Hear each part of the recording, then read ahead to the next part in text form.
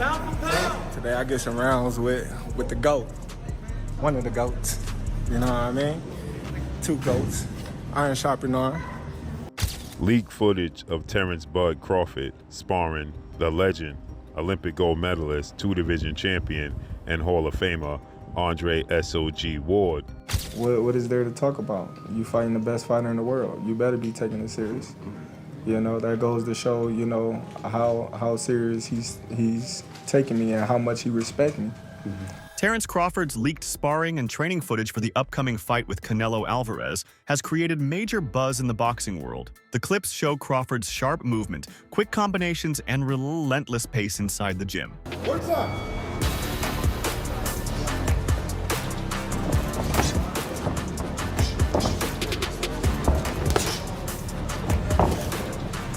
Terence Crawford is reportedly sparring with former champion Andre Ward as part of his preparation for the upcoming fight against Canelo Alvarez. This partnership has drawn attention since Ward's technical skills and ring intelligence make him an ideal sparring partner. Training with someone of Ward's caliber could sharpen Crawford's strategy and timing. Fans believe this move shows how seriously Crawford is taking the fight, ensuring he is fully prepared for Canelo's power and experience. Leaked footage of Terence "Bud" Crawford sparring the legend, Olympic gold medalist, two-division champion, and Hall of Famer Andre S.O.G. Ward. And people are speculating Andre Ward is helping Terence Crawford prepare for his upcoming showdown in September against Saul Canelo Alvarez, but that's just simply not the truth. The truth of the matter is that this sparring is old. This is not up-to-date sparring for Terence "Bud" Crawford. This is old sparring. But nonetheless, Terence Crawford has people like Andre Ward that can help him prepare for Canelo Alvarez and are willing to do so. What's your thoughts on this? Let me know what y'all think. Who wins this fight?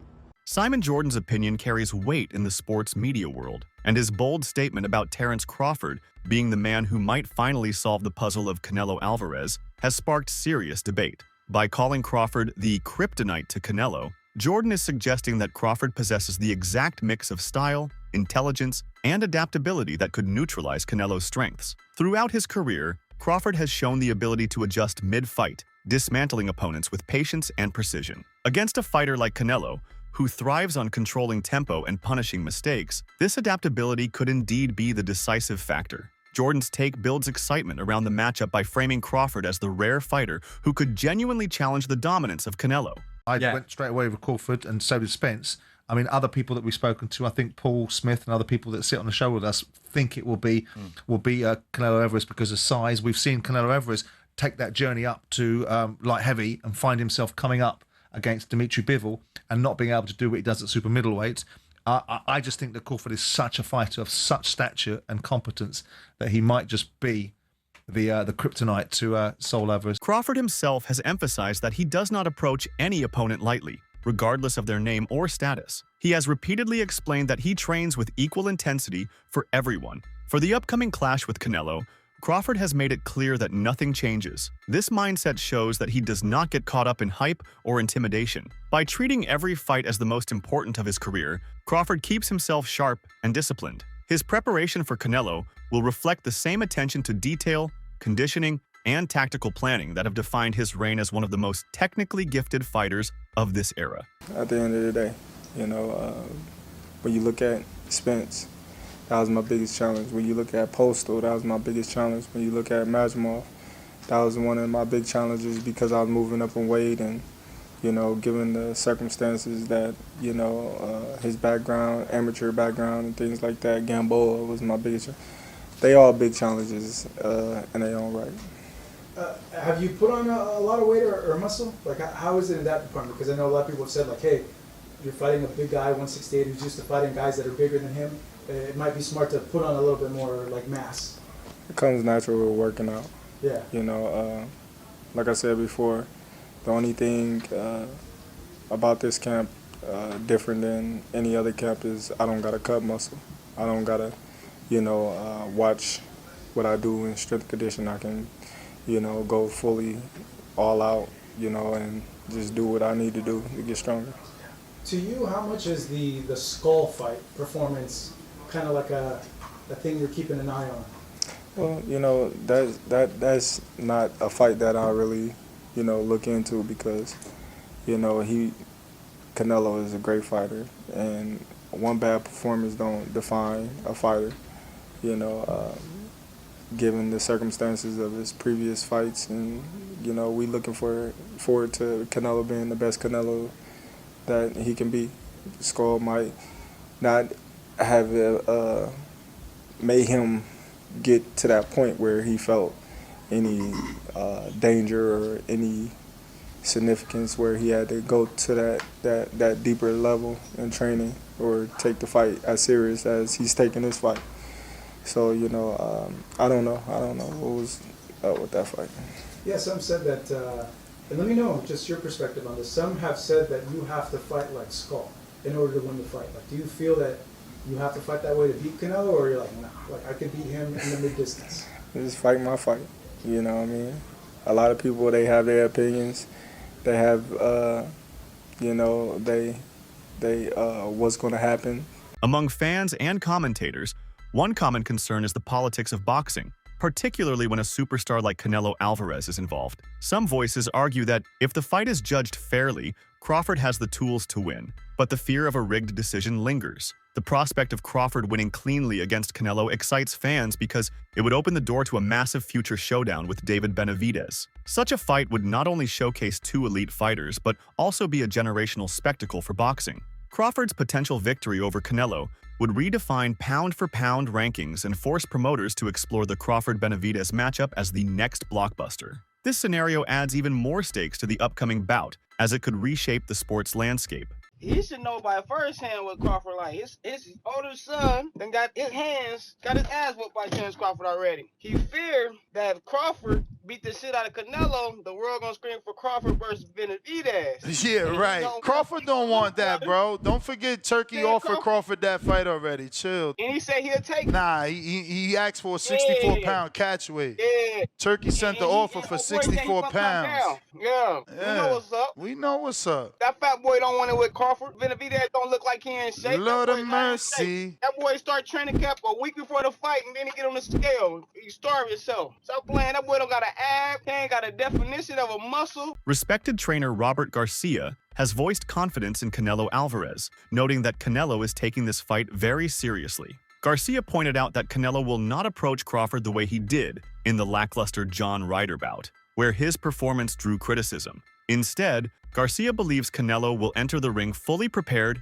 motivated, and strategically sharp. At the same time, he acknowledged that Crawford is a dangerous fighter who cannot be underestimated. Garcia respects Crawford's determination and ability, but ultimately, he puts his money on Canelo. His analysis reflects the split among experts. Some admire Crawford's adaptability, while others remain loyal to Canelo's proven track record and championship experience.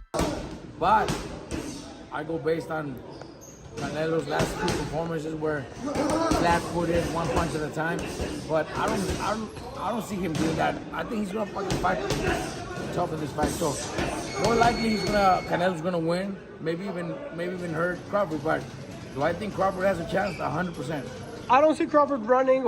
I think Crawford, if he goes out on a shield like Spence. Exactly, and he's got good skills too to fight a perfect fight and win a decision. But it's gonna be tough. Does he have enough power to keep Canelo off him? Canelo takes a good punch. Why not? But Canelo doesn't pressure that hard anymore. He doesn't put that pressure anymore. So combinations, movements, boom, boom, boom, defense. Could get knocked out in the last round, even if he's winning every single round. But he's got to fight a perfect fight. Can he do it? I think he can. But I still put my money on Canelo if I have to. Ryan Garcia offered his own perspective on the fight, praising Terence Crawford for his slick defense and impressive ability to slip punches. According to Ryan, Crawford has the skills to avoid Canelo's power shots and to frustrate him with movement. He also recognized Crawford's strength and grit, calling him a tough and remarkable fighter. Yet, despite the compliments, Ryan Garcia does not envision Crawford winning. His stance reflects the confidence many have in Canelo's size, durability, and championship pedigree. By acknowledging Crawford's talent, but predicting Canelo's victory, Ryan Garcia aligns with those who see the matchup as competitive, but ultimately favor Canelo's edge in power and physicality. Crawford Canelo, Rod. Oh. Keep it a stack. This is the fight of the century. Everybody's talking. I know. How do you see it, man? Man, I really see I see that Bud is gonna do good. He's gonna do good. But I don't think he's gonna win. But I do see Bud like getting a lot of punches off, being able to tag Canelo with some good shots, but they have no effect. That's the thing. He has the best chin that I've ever Bro, seen. and nothing in my moves his lifetime. head. Yeah, I've never. So I seen one time Triple G hit him and he kind of like, and then he's right back on it. Bro, that's the thing. Like, I know he's gonna be able to hit Canelo because I've seen Canelo in sparring where he like, not that he's getting hit. Well, he is getting hit, but it's so ineffective that what he's doing is just he imposing himself too well, and I see that happening. Yeah. Like, don't get me wrong, Crawford is a great fighter. I think he's one of the best. I just think that he's biting a little bit more than he could chew. But you never know. If anybody can do it, it could be Crawford. You know, I do see him like when he fights. I'm like, damn, how do you beat this guy? You know, he could do it all. He could box. He could bang. He could, you know, step on the gas when he needs to. He could, you know, he could do everything. The only thing I see is sometimes he gets cracked with some crazy ass shots. But other than that, I mean, he's really one of the most complete fighters I've seen in my life. A major argument against Crawford's chances comes from analysts who emphasize Canelo's vast experience. Having shared the ring with legends such as Floyd Mayweather Jr. and Gennady Golovkin, Canelo has already faced nearly every fighting style imaginable. From slick defensive boxers to aggressive punchers, Canelo's resume covers the full spectrum of elite opposition. These analysts argue that Crawford, no matter how skilled, cannot bring anything new to the table that Canelo has not already encountered. The logic here is that Canelo's familiarity with diverse styles gives him the ability to adapt and nullify whatever Crawford might attempt. This view underscores the skepticism surrounding Crawford's ability to overcome the experience and versatility that Canelo has built across his long career. Canelo, there's no footwork that Canelo Alvarez haven't seen. He's seen the footwork of Floyd Mayweather. He's seen the footwork of Lara. He's seen the footwork of Plan and Billy Joe Saunders, and he's seen people switch up just like he's seen that before. He's seen the Daniel Jacobs switch up. Go watch the third round of the Daniel Jacobs fight with Canelo Alvarez. He's seen the switch up, and then he was putting on a beating on Daniel Jacobs when he switched, and he made him switch right back. He's seen switches. He's seen movement. He's got hit with the power punches by Triple G, Kovalev, and stuff like that. He felt that. Ain't nothing that Terence Crawford's going to bring to the table that Canelo Alvarez cannot handle. IQ. He's been with the ring with IQ. He's been in the ring with that. He's been in the ring with people with constant pressure. He's been in the ring with that. Terence Crawford don't got nothing that Canelo Alvarez haven't experienced. Terence Crawford got nothing that Canelo Alvarez haven't beaten. Terence Crawford's got nothing to overwhelm Canelo Alvarez. He don't have the high-value punching of Bivol. He don't throw 700 punches a fight. He don't throw He don't throw over 50 punches around. 60 punches around. He don't do it, so he's not going to overwhelm Canelo Alvarez. He's not going to overpower Canelo Alvarez. As a matter of fact, we got the footwork. We ain't seen all that magical footwork versus Majumov. We ain't seen that magical footwork versus Majumov. We ain't seen the defensive whiz. He's not a defensive whiz, ladies and gentlemen. I'm going to tell you like this. Terence Bud Crawford is good and is great. Going to be a first ballot Hall of Famer. But ladies and gentlemen, let's not forget that Terence Bud Crawford does not have a first-tier Hall of Fame resume. Another key point in the discussion has been Canelo's sparring sessions with Jaron Boots Ennis. This choice demonstrates that Canelo is leaving no stone unturned in his preparation, seeking out elite-level sparring to sharpen his reflexes and timing. While sparring, Boots shows Canelo's commitment, and analysts quickly note that Crawford and Ennis fight very differently. Crawford is more patient, calculating, and strategic, whereas Boots thrives on athleticism and explosive attacks. Back with Canelo, it does look like he respects Terence Crawford to the point where he is willing to go out and get, regardless if they're big name or not, some of the best guys that he can bring in to his camp. And also, there's the mind games aspect of it. It's pretty well known now in the boxing world that Boots Ennis and Bud Crawford was the fight a lot of people wanted, and Bud chose to go to 168 and fight Canelo versus fighting Boots coming up to 154, and there was that interaction between the two of them all the way back, I think, in Los Angeles. Before Bud Crawford was going to fight Madrimov, yeah, it was this right here. Thought she wasn't gonna watch it. There it was. It was just Bud saying, I thought she wasn't going to watch it, talking about he wasn't going to watch the Madrimov and Bud fight. But that's been the long rumored fight. And some people, not me, I would never say this, but some people have said that Bud avoided Jaron Boots Ennis to go and fight Canelo at 68. So could it be a potential mind game play from Canelo to say, you know what?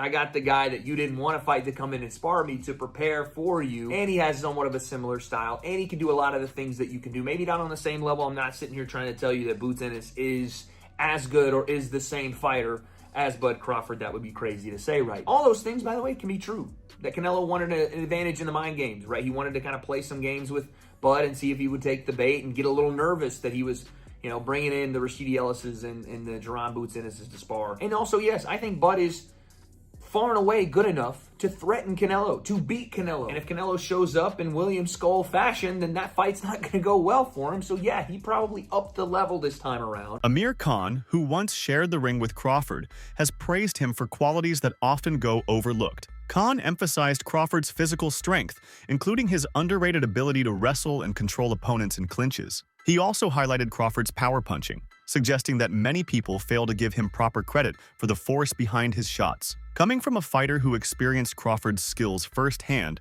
Khan's words carry significance. His respect for Crawford underscores that beneath his slick boxing style lies genuine strength and toughness that can trouble even elite fighters. Such insights remind fans that Crawford is not only a technical genius, but also a physically imposing fighter. For Canelo, I guess you could say. Exactly, yeah, Golovkin, yeah. But other than that, I don't class the Mayweather fight a hard fight, because Mayweather just a runner, wasn't he? Yeah. But, Bivol was, I guess Bivol had the size. Bivol had the size advantage, but this one, I think Canelo has the size advantage. But then again, I've always said Crawford puts on the weight well. If you look at size of him, you see his picture when he was like 185. He looked huge, bro. He looked jacked up and he looked strong at the weight as well. I mean, I remember when I used to spar with him, and I think, wow, he's heavy and he's heavy-handed as well. People don't give as well, yeah. Yeah, you know, people don't give him the credit for his power. Crawford bangs hard, man. I mean, and also has that muscle strength. I saw him in the gym when I was training with them, wrestling heavyweights and taking them down, wrestling. So I don't know if you know this, but Crawford is, I think he was like one of the top national wrestlers. He was a good yeah, I think he wrestled when he was younger, and he was very, like, you always see him wrestling people at events. Strong, and stuff. Strong, yeah. So either he's one guy you don't want to fight, because if you ever stand off with him, he's gonna try knocking you out, and if he takes you down, you're fucked as well. So yeah. I mean, but look, I mean, it's a great fight that we're gonna see, because we've not really seen a fight where it's like it is a proper 50-50 fight. Why people are saying it's a 50-50 fight? Because Canelo has all the advantages, and Crawford has never been beaten. So that's why. And Crawford looks unbeatable. So it's gonna be a good fight. One, I think you must be the only guy, as you say, that's boxed both of the fighters. But when you sort of take into account both of Canelo and Crawford's advantages, who do you think has an upper hand, with it being Crawford in the movement or Canelo with the power, would you say? Like, what would you say is I think Crawford, in my opinion, has more attributes, like more advantages in this fight, because being the guy that's not taking much punishment and not many hard fights. Some analysts frame this fight as a tremendous opportunity for Crawford rather than simply a high-risk challenge. They note that sparring with elite names and competing at the highest levels has prepared Crawford for the moment. While both fighters have been tested in major bouts, this particular fight represents a unique crossroad. For Crawford, it is a chance to prove that his dominance at welterweight can extend upward into a higher division against one of boxing's biggest superstars. Despite Crawford's skills and confidence, skeptics remain. Some critics point to his age and relatively smaller frame compared to Canelo, arguing that these factors will eventually show in the ring. At 36, Crawford is approaching the later stages of his career, and moving up in weight against a naturally larger and stronger opponent is a daunting task. These doubts fuel the belief that Canelo's physical advantages might overwhelm Crawford despite his technique and intelligence. Whether or not these concerns are valid will only be answered on fight night, but they add to the narrative that Crawford is facing not just Canelo, but also the realities of time and size. Is he too old and too small? I think he is. A lot of people say Canelo's on the decline, but y'all motherfuckers tend to forget this is a small dude competing against natural dudes. So it's more obvious that he's going to look more on the decline because he's fighting bigger dudes. But the first time he did go up to fight a dude that was similar in weight when rehydrated, he didn't look as the killer y'all make him to be. I mean, he demolished the fucking most expensive crash dummy. Y'all are dumb as shit. Y'all still living off that fight. They're still living off of it, and then they can't say that he's old because they've only gotten one fight after that fight. Yeah, I think he's old, bro. 37. It's gonna be 2 years since he fought Errol Spence. I do think he's old, and it's gonna show once he's up there with the dude that's been fighting naturally bigger men. That's it for today's video. Stay tuned until next time.